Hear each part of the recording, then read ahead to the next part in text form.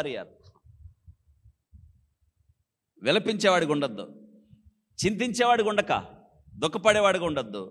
Don't be a warrior, be a warrior.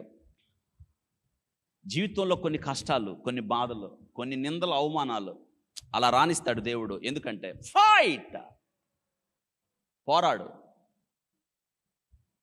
గెలవాలి.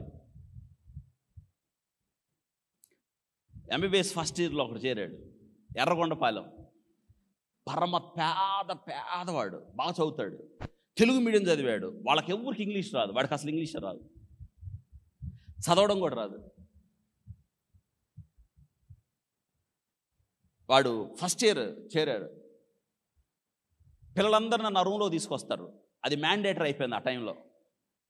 1 2 3 room number 123 నా room number. అందుకే నా రూమ్ నెంబర్లో జరిగిన గొప్ప కార్యాలు మర్చిపోలేక నేను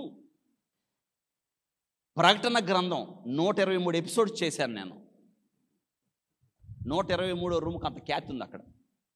ఆ రూమ్లోకి తీసుకొచ్చారు, అందరం తీసుకొస్తారు, జూనియర్ పిల్లల్ని కూర్చోబెట్టి మాట్లాడుతూ అందరూ వెళ్ళిపోయాడు. వాడు చేతులు కట్టుకొని, సార్, చిన్నపిల్లడు, ఏంటని అడిగా.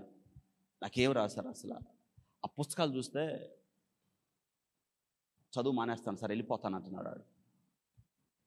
అని కూర్చోబెట్టి అందరూ వెళ్ళిపోయారు. వాడు చేతులు కట్టుకుని గడగడ ఉనుగుతున్నాడు. చిన్నపిల్లడు, ఫస్ట్ ఇయర్ చేరాడు, 19 ఏళ్ళు ఉంటాయి వాడికి. ఎంబీబీఎస్ ఫస్ట్ ఇయర్ చేరాడు.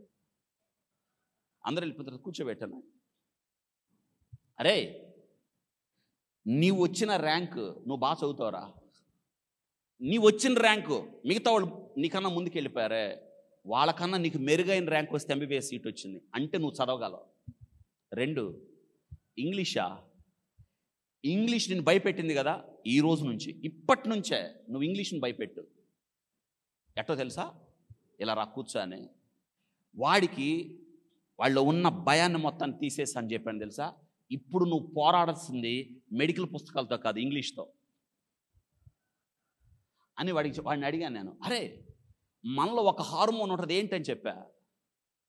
ఫైట్ చేయమని మనలో ఒక హార్మోన్ ప్రేరేపించిద్దే. ఏంటంటే చాలా తెలియగల ఎడ్రినల్ సార్ అన్నాడు. ఎడ్రినల్ డెవలప్ చేయి, పెంచురా, ఎడ్రినల్ డెవలప్ అవ్వాలి, నువ్వు ఫైట్ చేయి.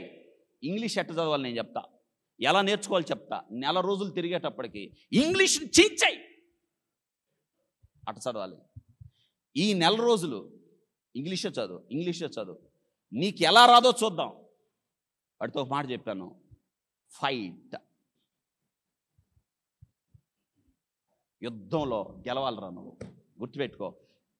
కొన్ని రోజులకు తెలియాలి, నేనేనా ఇంగ్లీష్ మాట్లాడుతుంది, నేనేనా. నీ మీద నీకు అనుమానం కలగాలి, నీ మీద అసూయ కలగాలి, ఏంట్రా వీడెట్ ఇంగ్లీష్ మాట్లాడుతున్నాడు అని. నాకు తెలిసిన టిప్స్ అని చెప్పాను. ఇట్స్ అ బ్యాటిల్ గ్రౌండ్, అంతే అండి. వాడికి సహాయం చేశాను. వాడికి తెలుసా, అయోటా, ఆర్చ్ ఆఫ్ అయోటా, ఆ పదాలన్నీ వేరుగుంటాయి కదా. ఈసోఫాగస్ అని చదవడం కూడా రాదు వాడికి, తెలుగులో రాసి ఇచ్చేవాడిని వాడికి, ఇది ఎట్టు చదవాలి. Become a warrior. నిజంగా వాడు చదివాడు. ఆక్స్ఫర్డ్ నా దగ్గర డిక్షనరీ ఉండేది, ఈ చివరి నుంచి ఆ చివరి వరకు, ఇంగ్లీష్ టు ఇంగ్లీషు. వాడు ఎప్పుడు చదువుతూ ఉండేవాడు. తెలుసా, అమెరికా దేశంలో 10 మంది కిడ్నీలో చిన్నవి ఉంటాయి, నెఫ్రాన్స్ అని. It's a functional unit in kidney. ఆ నెఫ్రాన్స్ మీద రీసెర్చ్ చేసేవాడు అయ్యాడు. అమెరికా దేశంలో 10 మందిలో వాడు ఒకడుగా మిగిలాడు. Became warrior.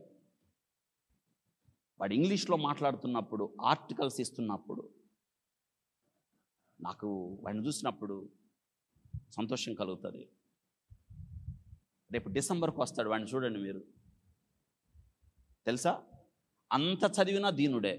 వాడు మొట్టమొదట చెప్పేది ఏంటంటే, I was very poor in English once upon a time, now I became a warrior. ఎందుకు దేవుడు కొన్ని పరిస్థితులు మన మీదకి తీసుకొస్తాడంటే, బికమ్ ఏ వారియర్.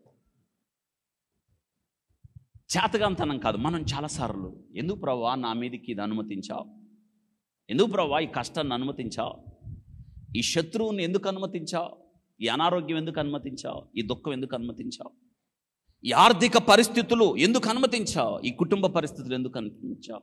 ఎందుకు ప్రభా నాకు ఈ ఉద్యోగం పోయింది? ఎందుకు ప్రభా నాకు వచ్చే డబ్బులన్నీ అయిపోయినాయి? ఎందుకు ప్రభా ఈ పరిస్థితులు?